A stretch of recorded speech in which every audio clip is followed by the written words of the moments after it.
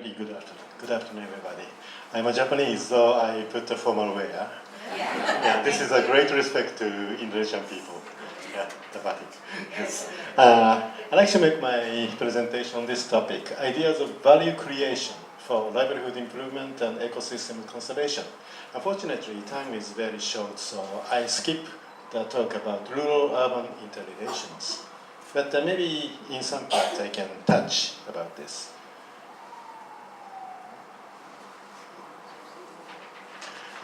This is self-introduction, but I skip.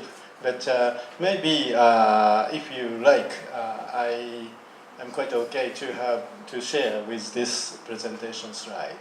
So if you like, please ask her to get. And here is my email. Sorry. Here is my email address. So just I'd like to mention about the study background. Yes. The world population, though Uchijima-san said the depopulation, but in reality, the total world population has an increasing trend like this. And now, and also with the population increase, the human activities is also increasing. This is the world agricultural production in the world and also Asia. And the pressure, human pressure, where the human pressure goes to. That is, goes to the marginal area, like semi-arid area, and slopeland with a lot of rainfall, and the peri-urban area. And this is one of the examples. This is a human-induced soil degradation map, which was made in 1999.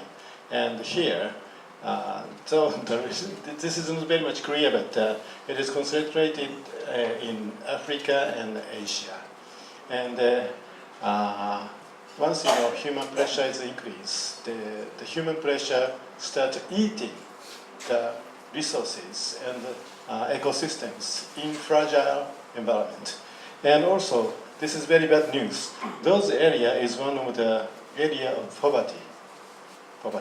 So sometimes poverty and environmental degradation makes a vicious spiral. This is a problem.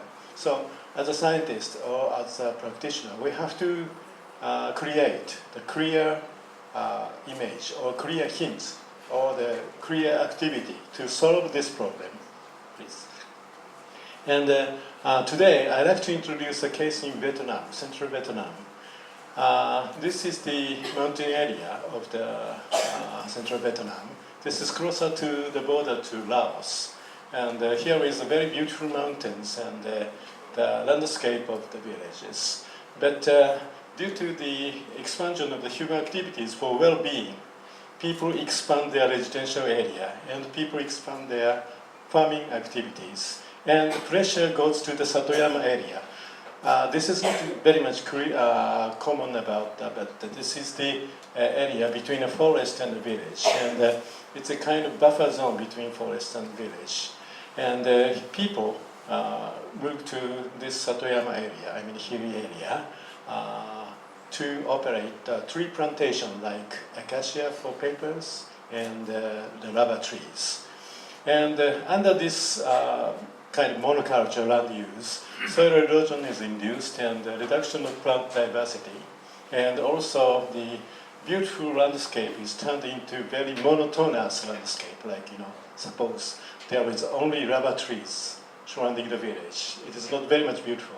And not only this, also people go to the natural forest and doing the illegal logging. They smuggle the big trees and also they collect the animals and the plants from the forest. Next, please. And here, this is a hint or approach to solve the problem. Hypothesis is like this. If we create very nice new livelihood systems which make income and some materials of livelihood, then we expect that the people's pressure to the forest is reduced because they are satisfied with these activities. And also, if this creates income and materials, so poverty alleviation is done. And also, if we create something, the landscape turned to the very beautiful one. Yes, next please. And what is the value that I'm mentioning? There are many, like beekeeping activities. This is hybrid chicken. It means the hybrid among the ordinary chicken and the wild chicken in the forest. And also this is the cultivation of wild vegetables and year-round beekeeping. And sorry for this, this is the case of Vietnam. They like to eat pork meat, very sorry. But for the Indonesians, imagine this is goat, kambing. And also the fish pond and peri-urban farming, and also natural dyeing using the natural materials. And those contents are not very, very new. Rather, this is familiar with local people. But what is new is the value addition. Like a hybrid chicken, this is very attractive for the rich consumer in the city.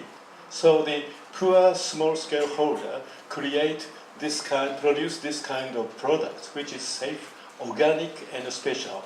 They can sell, and somebody buy. So it's value creation.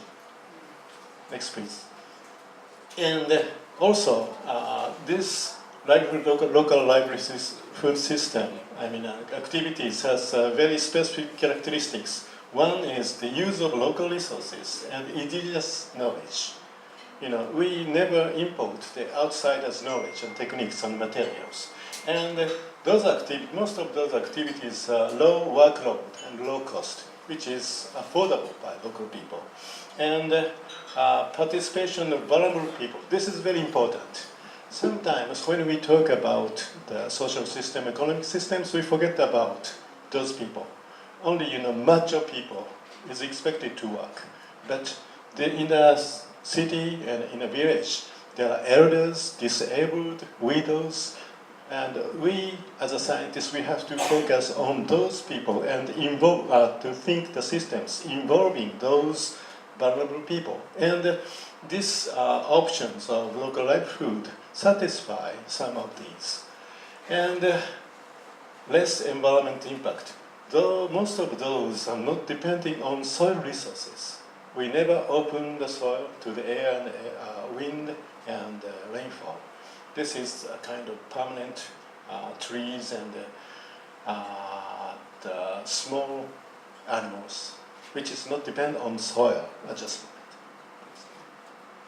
The soil. And as I said already, those commodities are attractive for local market and even city market. Yeah. So, yes. So this is the adjustment. Yes. And this is a case in Vietnam, but maybe some of you, especially from who brought in countryside, maybe you can imagine something is a reality. And sometimes local people think this option is a bit, too local, but it's not true. For the consumers in the cities, those are very attractive, and there is a chance of the business and the chance of the value creation. And thank you very much for the time is okay.